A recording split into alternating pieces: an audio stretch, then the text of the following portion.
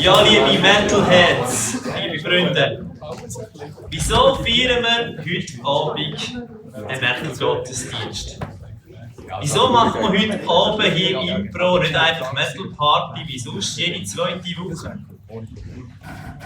Ja, wieso betreiben wir als Kirche Land auf, Land ab so einen Aufwand mit unterschiedlichsten Veranstaltungen? Wir als Metal Church sind überzeugt, dass der Gott, der die Menschen in der Bibel davon schreiben, nicht nur ein philosophisches Konstrukt ist. Wir glauben, dass die Welt so viel mehr ist als das, was wir mit unseren Sinn- und Messmethoden sehen und messen und verstehen. Und wir glauben, dass der Glaube mehr ist als Psychologie. Ja, fair enough. Natürlich spielt das alles eine Rolle. Glauben ist nicht nur eine Bauchsache, sondern Gott will unbedingt auch mit dem Intellekt erfasst werden. Ein Glaube, der sich nicht im Austausch mit anderen kritisch reflektiert, ist nicht glaubwürdig. Und ja, das Phänomen, das man bei gläubigen Menschen sieht, die kann man psychologisch beschreiben und bis zu einem gewissen Grad auch so erklären. Aber liebe Leute, es erschöpft sich nicht damit. Der Gott, der sich uns offenbart hat als ein dreieiner Gott, der ist real. Er ist heute Abend, gerade jetzt, unsichtbar hier. Darum feiern wir Gottesdienst. Weil Gott nicht nur in Philosophie und Psychologie aufgeht, sondern Realität ist und erfahrbar ist. Er wirkt gerade jetzt heilsam an dir und mir. Fein und sanft, aber nicht minder mächtig. Wieso ist sein Wirken denn oft so verborgen, fragst du? Eigentlich hat es eine simple Logik. Der Heilige Geist ist ein Gentleman, eine zärtliche Liebhaberin. Ein Gentleman oder eine zärtliche Liebhaberin überfällt nicht einfach, sondern als echtes Gegenüber liebt er uns wirklich. Und darum werden wir respektiert und uns werden alle Freiheiten gelassen. Und damit bin ich bei der Frage, die mir persönlich für heute Abend wichtig geworden ist. Wenn der Gott wirklich so real ist, wie ich es behaupte, wie führt er denn uns konkret im Leben? Das ist meine Frage. Wie führt der Gott konkret im Leben, wenn er wirklich so real ist, wie ich behaupte? Ich will es euch am Beispiel vom Clubnamen von hier erklären. Improvisorium. Was bedeutet Improvisorium?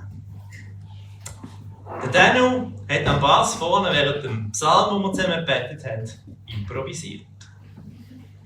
Improvisieren bedeutet aus dem Stegreif, ohne Vorbereitung etwas gestalten. Improvisieren ist ein Lehnwort aus dem Italienischen. Aber zum Verstehen muss man noch einen Schritt weiter zurück in die Geschichte, ins Latinische. Providere, vorsehen. Die kennen sicher das deutsche Wort provisorisch. Provisorisch heisst so viel wie auf Zusehen hin. Ja, der Clubbetrieb vom Impro ist provisorisch entstanden. Auf Zusehen hin. Mittlerweile ist aus dem Provisorium über die Jahre ein Providurium geworden. Aber der Clubname Improvisorium zeigt uns, wie Gott führt. Auf Zusehen hin. Einfach Schritt für Schritt für Schritt. Und das sehen wir zum Beispiel im 119. Psalm, wo wir schon daraus gebetet haben. Dieses Wort ist eine Lampe für meinen Fuß und ein Licht auf meinem Weg. Eine Lampe für meinen Fuß. Gottes Licht auf unserem Lebensweg ist offensichtlich nicht eine Flutlichtanlage, wo jeder Winkel vom Gelände ausleuchtet, sondern sein Licht ist viel mehr wie der Lichtkegel von einer Stirnlampe in der Nacht. Licht auf dem Weg für den nächsten Schritt. Wenn Gott führt, wenn er uns führt, dann gibt es offensichtlich geht einfach mal um einen nächsten Schritt. Manchmal gibt es zwar Gott tatsächlich auch einen Traum, ein grosses Bild, Wegweisung für unseren Lebensweg im Sinne von einer Landkarte, sage ich jetzt. Aber so eine Traum-, Vision-Landkarte hat immer sehr einen grossen Massstab. Da sind höchstens so die grossen Linien drauf sichtbar. Alle Details vom Weg im Gelände die sind noch nicht festgelegt und noch flexibel. Sie werden erst Schritt für Schritt festgelegt und sichtbar. Schritt für Schritt. Wie gehen wir jetzt vor, um einen guten nächsten Schritt in diesem Lichtkegel von Gott zu finden? Mir denken 2 Sachen wichtig. Erstens braucht es von unserer Seite ein Wachsein für die feinen Impulse von Gott. Ein Gedanke hier, das Gefühl da, das bestätigendes Bild hier, das korrigierendes Wort dort. Die Sprache, die Gott braucht, um zu uns zu reden, ist ganz persönlich gefärbt. Die Art, wie wir in Anführungszeichen hören, wie wir Gottes Stimme hören, die ist ganz verschieden. Und da dürfen wir lernen über die Zeit und aus der Erfahrung. Manchmal ist es aber auch doch ganz unerwartet anders, wie Gott uns begegnet. Es braucht jedenfalls die Wachheit fürs Feine und Stille und einfach grundsätzlich eine Offenheit und Sensibilität, das Offensein dafür, dass Gott uns Impulse geben könnte zeigen, in welche Richtung es vielleicht mit dem nächsten Schritt könnte gehen. Aber zweitens brauchen wir auch einen Kompass, der uns hilft, das Gelände zu beurteilen und die Sinnhaftigkeit von diesen verschiedenen Impulsen, die da vielleicht so einstürzen, einzuordnen.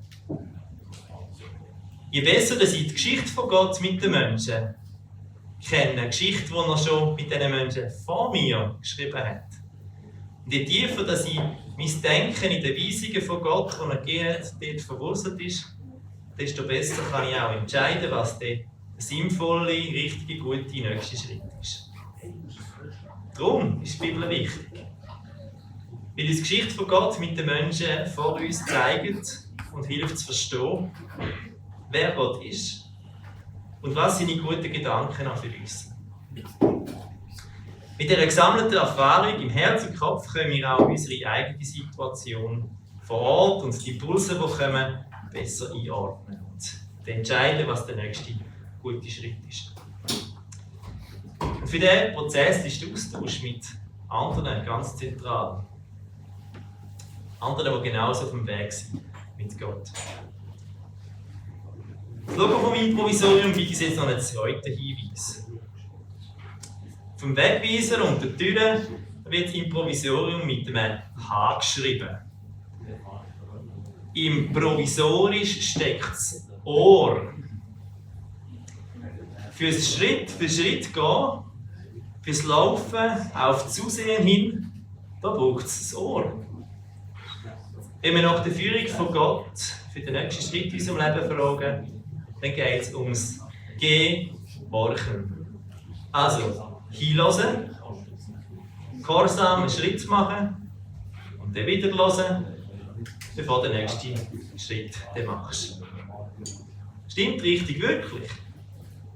Wie verändert sich die Umgebung, wenn man einen Schritt gemacht hat? Passt der Schritt? Oder an einem parkierten Auto, da kannst du lange am Steuerrad drehen. Erst wenn das Auto sich bewegt, dann greift das Lenkrad. Und genauso wird auch Gott helfen, steuern, wenn du dich fast anfangen in Bewegung setzen. Aber du musst nicht rasen. Oder das Licht ist für den nächsten Schritt. Und es braucht das Ohr. Geh, horchen, geh, horchen, geh, horchen und so weiter. Zum Schluss noch eins. Vielleicht hast du dich schon die ganze Zeit gefragt, wieso zeichnet Gott den Weg nicht einfach fix vor für uns? Und leuchtet der hell, der Licht, leuchtet dann der Weg, den er vorzeichnet, einfach so strahlend hell auf, dass es für alle klar ist, für dich klar ist, wo es durchgehen soll. Ich glaube, die Antwort ist so kompliziert wie einfach. Gott liebt uns. Gott liebt dich, er liebt mich. Und weil er uns wirklich liebt, darum respektiert er uns in jeder Hinsicht. Er nimmt uns für voll. Er bestimmt nicht einfach über uns. Er begegnet uns taktvoll. Er will unser Herz. Und darum dürfen und sollen wir mitreden, wohin die Reise geht. Er lädt sich auf das risikovolle Abenteuer ein mit uns. Das Licht für unseren nächsten Schritt ist warm und liebevoll. Das Licht, das kommt bildlich gesprochen von seinem Gesicht. Nicht umsonst darf ich euch im Segen am Schluss von jedem Gottesdienst zweimal zusprechen, dass Gott durch sein Angesicht dir zuwendet. Sein Angesicht leuchtet über dir. Oder wir können auch übersetzen, die Ausstrahlung von Jahwe schenkt dir Licht. Die Ausstrahlung vom Gesicht von Gott, das uns liebevoll zugewendet ist, schenkt uns Licht für den nächsten Schritt im Leben. Sein liebevolle Licht für den nächsten Schritt, das lenkt. Und wenn du dich auf den Schritt-für-Schritt-Weg mit Gott einlässt, dann ist es auch für alle anderen eine hoffnungsvolle Sache. So wie es im Psalm 67 beschrieben ist.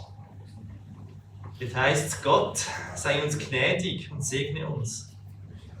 Er lasse sein Angesicht über uns leuchten, dass man seinen Weg auf der Erde erkennt, seine Hilfe unter allen Nationen. Und ja, so bete ich das für uns alle heute oben. Gott sei uns gnädig und segne uns. Er lasse sein Angesicht über uns leuchten, dass man seinen Weg auf der Erde erkennt, seine Hilfe unter allen Nationen, besonders unter dem Stamm der Metall. Ich lobe dich, Herr, von Ewigkeit zu Ewigkeit. Dein Wort ist eine Lampe für meinen Fuß und ein Licht auf meinem Weg. Und Gottes Volk schreit: Amen! Amen!